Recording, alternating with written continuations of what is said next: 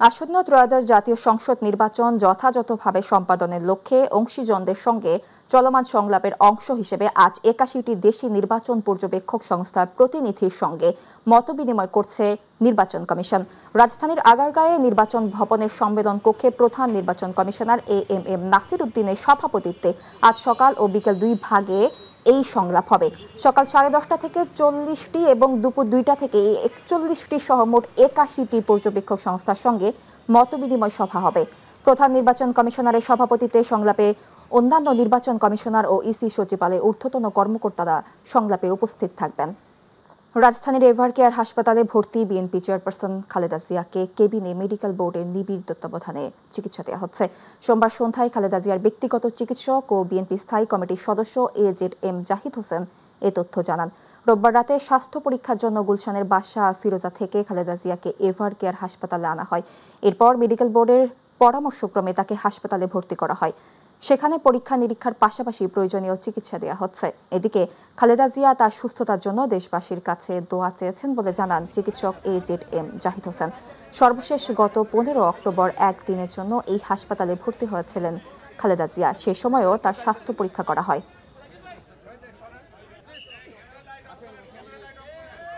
নারায়ণগঞ্জের অন্যতম বৃহৎ প্রকল্প রূপগঞ্জের 3 তলা বিশিষ্ট ভুলতা ফ্লাইওভার এখন আতঙ্কের নাম।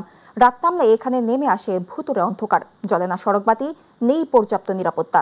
প্রতিদিনই ঘটছে ছিনতাইয়ের ঘটনা। সড়কবাতি না জ্বললেও পল্লী বিদ্যুতের বিল হচ্ছে লাখ লাখ টাকা। প্রতিনিধি মকবুল হোসেনের রিপোর্ট, জানাচ্ছেন শামস তাবরিজ উচ্ছ্বাস। 2019 সালে 353 কোটি 36 লাখ টাকা ব্যয়ে নির্মাণ করা হয় ঢাকা সিলেট মহাসড়ক ও গাজীপুর চট্টগ্রাম বাইপাস সংযোগ সড়ক। এই ফ্লাইওভার উদ্বোধনের পর কিছুদিন আলো জ্বললেও এখন পুরো এলাকা জুড়ে নেমে এসেছে ভয়াবহ অন্ধকার। ফলে রাতের বেলায় পথচারী চালক ও যাত্রীরা থাকেন আতঙ্কে। রাতে ভুলতা ফ্লাইওভার দিয়ে চলাচল এখন রীতিমতো ঝুঁকিপূর্ণ। বিশেষ করে সন্ধ্যার পর মোটরসাইকেল ও ব্যক্তিগত গাড়ি আরোহীরা ছিনতাইকারীর প্রধান লক্ষ্যবস্তুতে পরিণত হন। গাড়ি একটা সমস্যা দিলে ব্রেক করলে লাইট না থাকলে তো সমস্যাই, যে কোনো লোকে ছিনতাই করে যা পারে সবকিছু রেখে দেয়। চুরি মাইরা এই পিস্তল টেকায়া ওই সন্ত্রাসী করে লয়ে যায়, সব টাকা পয়সা যা আছে সম্পূর্ণ নিয়ে যায়। রানিংয়ে মনে করেন চাপায়া দেয় রানিংয়ে ফেলা আবার উপরেই চিন্তাই করে। পর্যাপ্ত পুলিশ টহল না থাকায় অপরাধীরা নির্বিঘ্নে তাদের কার্যক্রম চালাচ্ছেন। আলো ও সিসিটিভি না থাকায় নজরদারি প্রায় শূন্য। স্থানীয়রা দ্রুত ফ্লাইওভারে বাতি মেরামত, সিসিটিভি স্থাপন ও নিয়মিত পুলিশ টহলের দাবি জানিয়েছেন। না চলার কারণে এই রোডের চিন্তাই চুরি ইদারিং বাইরে গেছে। আমরা সরকারের কাছে দাবি করব যাতে এই জায়গায় লাইটগুলো রাতে জ্বালানো থাকে। এই লাইটগুলো ভালো হইতো বা জ্বলতো, তাতে একটু ভয় কম লাগলো না বা ভয় লাগলো না। আমি অতি দ্রুত রোডস অ্যান্ড হাইওয়ে অথরিটির সাথে এবং আমাদের মাননীয় ইউনো মহোদয়কে এই বিষয়টা অবহিত করে খুব দ্রুত যাতে একটা ব্যবস্থা নেওয়া যায় এ বিষয়ে অবশ্যই পদক্ষেপ নেওয়ার জন্য চেষ্টা করব। এদিকে নারায়ণগঞ্জ পল্লী বিদ্যুৎ সমিতি 2 সূত্রে জানা যায়, চলতি বছরে কয়েক মাসে ফ্লাইওভারের সড়কের বাতির বিল এসেছে 2,37,923 টাকা।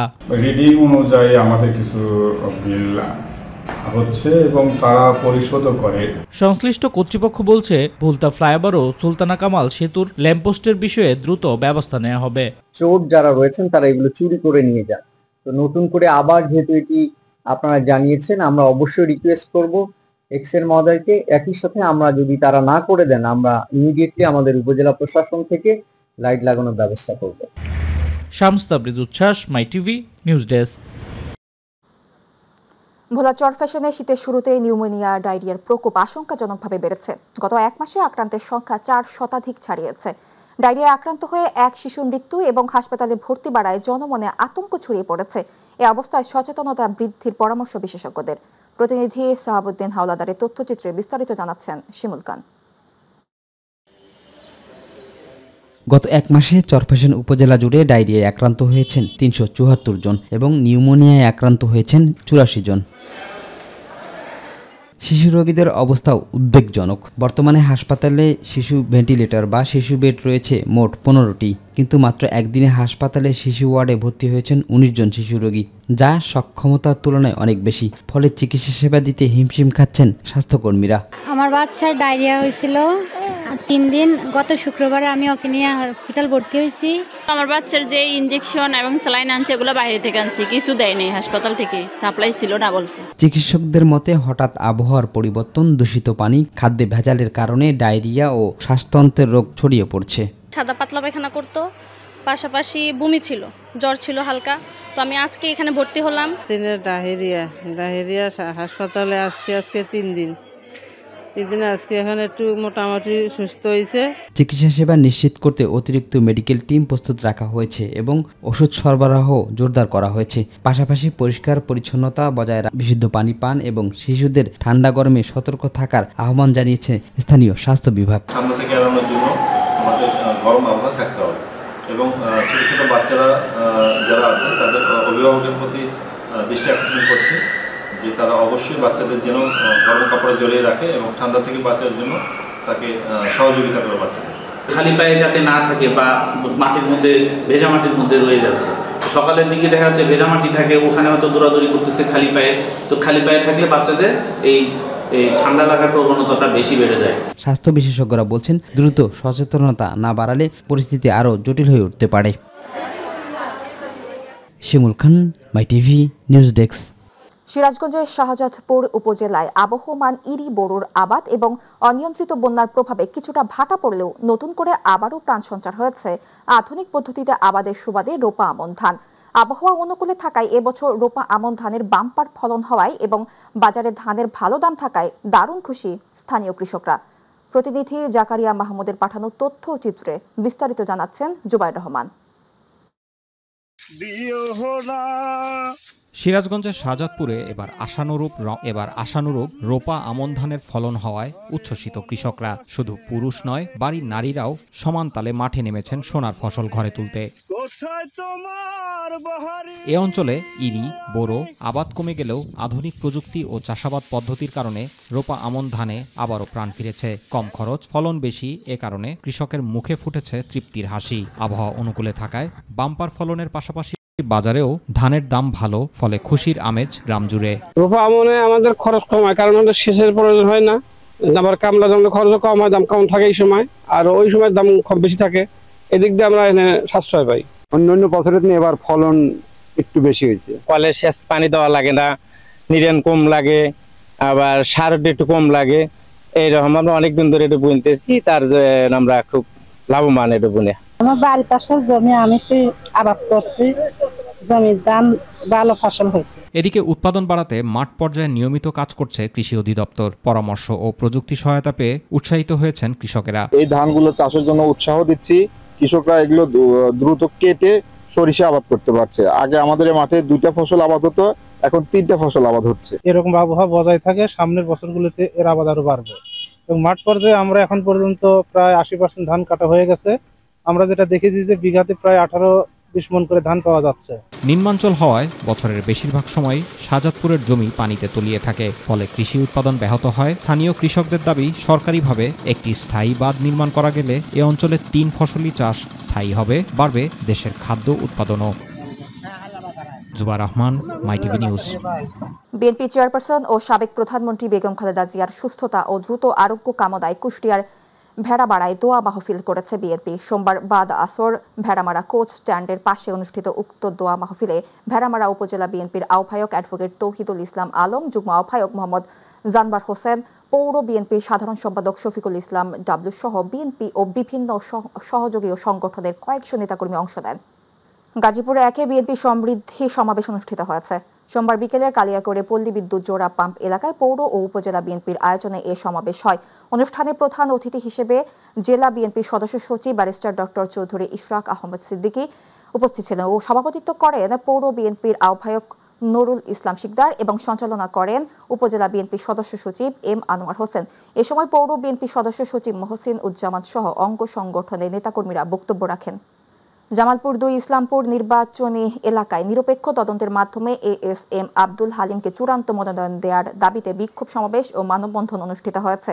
ইউনিয়ন বিএনপির সাবেক সভাপতি খলিলুর রহমানের সভাপতিত্বে উপজেলা বিএনপির সাবেক তথ্য ও গবেষণা বিষয়ক সম্পাদক আব্দুল মোমেনের সঞ্চালনায় বিক্ষোভ সমাবেশ ও মানববন্ধনে প্রধান অতিথি ছিলেন উপজেলা বিএনপির সহ সভাপতি আব্দুর রউফ খান। বিশেষ অতিথি ছিলেন পৌর বিএনপির সাংগঠনিক সম্পাদক রফিকুল ইসলাম, তারা পৌর যুবদলের আহ্বায়ক এনামুল কবির ডেভিড, পৌর যুবদলের যুগ্ম আহ্বায়ক মনির খান লোহানী, ইউনিয়ন বিএনপির সহসভাপতি সাবরিন আলম বাবুসহ অঙ্গ ও সহযোগী সংগঠনের নেতাকর্মীরা। দিনাজপুরের পার্বতীপুরে বাংলাদেশ জামায়াতে ইসলামের নেতাকর্মীদের নিয়ে সমাবেশ অনুষ্ঠিত হয়েছে। মনমথপুর ইউনিয়ন জামায়াতের উদ্যোগে গতকাল রাজা বাসর স্কুল অ্যান্ড কলেজ মাঠে এই আয়োজন করা হয়। এ সময় দিনাজপুর জেলা কর্ম পরিষদের অন্যতম সদস্য আনোয়ার হোসেন, পার্বতীপুর উপজেলা জামায়াতের সেক্রেটারি আবু সায়েম, মনমথপুর ইউনিয়ন জামায়াতের সভাপতি তৌহিদুজ্জামান সুধী, সহযোগী সদস্য ছাড়াও কর্মীরা উপস্থিত ছিলেন। ভোলা চরফ্যাশনে ন্যায্য বেতন কাঠামো ও চাকরি স্থানীয়করণের দাবিতে কো-ইড পরিচালিত স্কুলের 2 শতাধিক শিক্ষক মানববন্ধন ও অনশন কর্মসূচি পালন করছেন। শিক্ষক সমিতির আহ্বায়ক আবু সাইদ ও যুগ্ম আহ্বায়ক শাবানা বেগম জানান, দীর্ঘদিনের বৈষম্যমূলক বেতন ও চাকরির অনিশ্চয়তায় দাবি জানানো হলেও অস্ট্রেলিয়ার কো-ইড কর্তৃপক্ষ সাড়া দেয়নি। কো-ইড চরফ্যাশন কার্যালয়ের সমন্বয়কারী রিয়াজ হোসেন বলেন, শিক্ষকদের দাবি সংশ্লিষ্ট কর্তৃপক্ষকে জানানো হয়েছে এবং দ্রুত ব্যবস্থা নেওয়া হবে। শরীয়তপুর জেলার সদর উপজেলা চন্দ্রপুর ইউনিয়ন 3 নং ওয়ার্ড সন্তেশপুর ব্রিজের পশ্চিম ফসলি জমি থেকে জোরপূর্বক মাটি কেটে ইটভাটায় বিক্রির অভিযোগ উঠেছে স্থানীয় একটি প্রভাবশালী চক্রের বিরুদ্ধে। রাতের অন্ধকারে চক্রটি স্থানীয় কৃষকের বাধা উপেক্ষা করে ভেকু দ্বারা মাটি কেটে বিভিন্ন ইটভাটায় বিক্রি করছেন।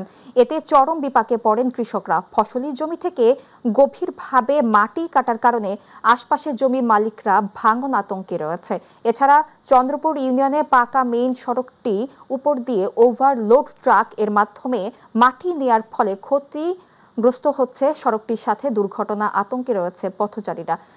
সদর উপজেলা সহকারী কমিশনার কর্মকর্তা নাফিস এলাহিকে অবহিত করলে তিনি বালু মহাল ও মাটি ব্যবস্থাপনা আইন অনুযায়ী পদক্ষেপ নেওয়ার কথা জানিয়েছেন। আমি এটা মনে করি এটা একদম অবৈধ এবং সরকার তো আসলেই চাইতেছে যাতে জমি নষ্ট না করে। তো অতএব আমরা সরকারের কাছে সাহায্য চাচ্ছি যে এই জমি যাতে নষ্ট না করে। আমি একজন বীর মুক্তিযোদ্ধা হিসাবে সরকারের কাছে আবেদন জানাচ্ছি। দাবি বন্ধ হইব, এই জমি কাটবো সরকারের নিষেধ না এটা। আর এরপরে যে পাশের জমি আমাকে এই সমস্ত জমি নষ্ট করে আর এখানে মাটি কাটবো। আমরা স্থানীয়ভাবে কালকে বাধা দেওয়া হয়েছে রাতের অন্ধকারে, আমরা জানি না। আমরা শোনার পর আমরা স্থানীয়ভাবে আসছি যাতে এখানে মাটি তারা না কাটতে পারে, যাতে এই ফসলি জমির ক্ষতি না হয়। আমরা জেলা প্রশাসকের সাহায্য চাচ্ছি। ফরিদপুরের মধুখালীতে গোপন সংবাদের ভিত্তিতে একটি ভেজাল কীটনাশক তৈরির কারখানায় অভিযান চালিয়েছে উপজেলা প্রশাসন। সোমবার বিকেলে উপজেলার বাগাট ইউনিয়নের উত্তরপাড়া এলাকায় এই অভিযান পরিচালনা করা হয়। এ সময় ভেজাল কীটনাশক তৈরি ও বাজারজাতকরণের অপরাধে কারখানার মালিক মোহাম্মদ দাউদ মোল্লাকে আটক করে 1 বছরের বিনাশ্রম কারাদণ্ড ও 1 লাখ টাকা জরিমানা করা হয়েছে। সোমবার গোপন সংবাদের ভিত্তিতে উপজেলা নির্বাহী কর্মকর্তা ও নির্বাহী ম্যাজিস্ট্রেট মোহাম্মদ আবু রাসেল এবং উপজেলা কৃষি কর্মকর্তা মাহবুব ইলাহির নেতৃত্বে ওই বাড়িতে অভিযান চালানো হয়। অভিযানে বিপুল পরিমাণ ভেজাল কীটনাশক তৈরির কাঁচামাল ও সরঞ্জাম সহ দাউদ মোল্লাকে হাতে নাতে আটক করা হয়। বরগুনায় সড়ক দুর্ঘটনায় রুহুল আমিন নামের এক যুবকের মৃত্যু হয়েছে। গত রাত 8টার দিকে খেজুরতলা তোতার বান্দা এলাকায় মোটরসাইকেলে যাবার সময় হানিফ পরিবহনের একটি বাস তাদের মোটরসাইকেলে ধাক্কা দিলে এই দুর্ঘটনা ঘটে। আহত অবস্থায় রুহুল আমিনকে বরিশাল শেরে বাংলা মেডিকেল কলেজ হাসপাতালে নেওয়া হলে পথেই তার মৃত্যু হয়। একই মোটরসাইকেলে থাকা আল আমিন আহত হয়ে ঢাকা পঙ্গু হাসপাতালে চিকিৎসাধীন রয়েছেন। দুর্ঘটনার পর স্থানীয়রা হানিফ পরিবহনের বাসটি আটক করে বরগুনা সদর থানায় হস্তান্তর করেছে।